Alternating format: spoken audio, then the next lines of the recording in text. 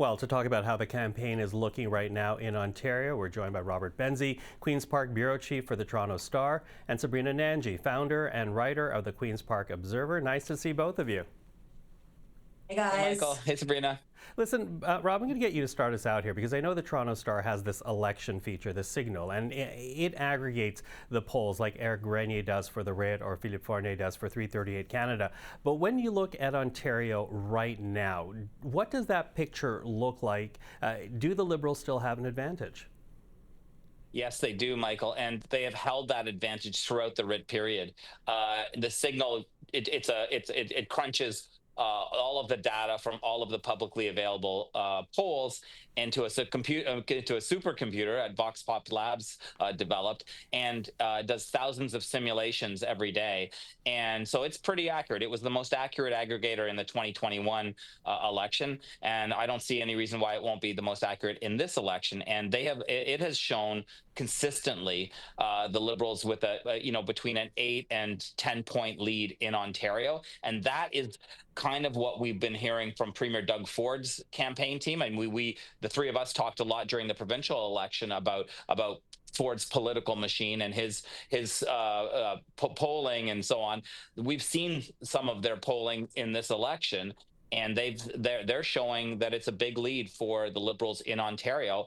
And if you figure if the Liberals are at 48, 49% in Ontario, and Doug Ford's Conservatives in a provincial election won 80 seats of 124 with 43%, well, what does 48, 49% do in a 122 federal seat scenario? It could be more than 90 seats for Mark Carney's Liberals in this province. Yeah, which of course would be a huge get because of course Ontario is the big one in terms of available ridings and seats. Yeah. You know, Sabrina, the Conservatives have made this argument though that Canadians can't afford a fourth Liberal term. When you speak to people in your reporting, is that at all an issue, or is Mark Carney already viewed in a completely different light than Justin Trudeau? Yeah, I think hands down, Mark Carney has really turned it around for the Liberals. It seems like they've shaken off all the baggage of Justin Trudeau. I think that was why Mark Carney, one of his first orders of business when he took over the prime minister's job was to make a big to-do about canceling the carbon tax. Something that was very unpopular and poorly marketed by the Liberals themselves, right? And he nipped that in the bud. He got rid of it, and now he's getting a lot of that credit, especially in Ontario. Just from average voters, everyday folks that I talk to, rather than someone like Pierre Poilievre, who we know has spent years railing against it. We even heard him try to bring up Trudeau quite a bit in the federal leaders debate. But I think really Donald Trump has been another game changer in this whole thing. Benzie's been talking a lot about the polling. I too got a peek at internal PC polling that had been done at the provincial level at the outset of the campaign, and Poilievre and Carney were almost neck and neck. But now the more that Trump is in the headlines, I think Carney's background as a banker, an economically minded person, people are now just thinking we need a steady hand. Maybe he's the guy that can handle Trump, this, potential economic crisis. And also the fact that Ford and Carney get along really well. They made a big show about it. Not so much loving happening between the provincial and federal Conservatives, but I think also that people want to see, the partisan jabs put aside and want just governments that can work together. They've already elected Doug Ford at Queen's Park, and now it seems that Mark Carney is the guy to beat in Ontario. Okay, let's dig into that because you both have mentioned internal polling with the provincial PC party in Ontario, and through the course of this campaign, we've seen Corey tonight, the man who has essentially managed the Ontario Premier's 3 successful Conservative majority campaigns.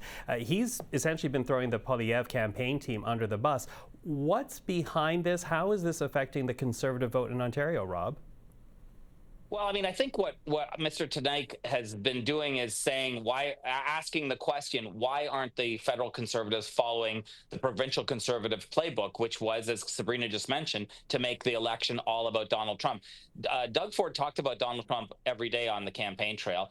His throne speech last week, he mentioned Donald Trump 12 times. In the Liberal platform that Mark Carney unveiled on the weekend, 8 times they mentioned Donald Trump.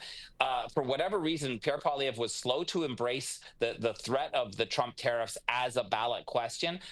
Some people say it's because he has supporters who themselves back Donald Trump, and that's probably some of them are, that's true. I mean, certainly the federal conservatives have been confiscating MAGA caps and things like that people are bringing to the rallies. They're not bringing them to the rallies because they want to embarrass the conservatives. They're bringing them to the rallies because it's a message that they like. And I think that's a tough one for Mr. Poilievre to kind of navigate, because clearly Canadians feel very uncomfortable about this 51st state stuff and what the Trump tariffs are doing to our economy. So I think Mr. Ford was early to recognize that, and certainly Corey Tenayck, they pivoted their election campaign. They didn't want the February 27th election campaign to be about Donald Trump. They originally wanted to be about the carbon tax and affordability. Well, to Sabrina's point, the carbon tax is now gone, and Donald Trump he looms large. So that's why the provincial Tories pounced on that, and that's why I think the federal Tories seem to be losing, at least here in Ontario. It's because they were late to that game. I want to ask this question and ask for a quick answer from both of you. You know, given what we're observing in terms of the Conservative campaign, how that's being translated in Ontario, translated also by their PC colleagues at Queen's Park, are there still ridings in play here for the Conservative Party, in particular the 905? Because it looks like the 416 is going to go solidly Liberal, maybe one or two NDP. But in terms of the 905, is that still in play for Conservatives? Rob? I think the Tories hope so, Michael. They had a rally last night in Vaughan, north of Toronto, 2,500 people, which is a good number of people. The problem is the hall could have held a lot more. So now they had bad luck. It was the same night as the Leaf playoff game. But I don't know. He's not drawing the kind of massive crowds that would suggest they are about to sweep Brampton, Mississauga, York Region, Durham. So I don't know. I think they live in hope, and they do have a good ground game. So they're hoping that they can get their vote, and that their vote is committed enough that it'll show up on Monday. Sabrina, quickly. Yeah, I think there are some swing spots. Newmarket, Markham, Unionville, those were like really close races in the last round, and they tend to swing Liberal, Conservative. But also voter turnout in the 905 in particular in the GTA is pretty low. So I think that it ain't over yet, and it's really going to depend on getting out the vote and the ground game on election night. Okay, Rob, Sabrina, always appreciate the time. Thank you for this. Thanks for having us. See you guys.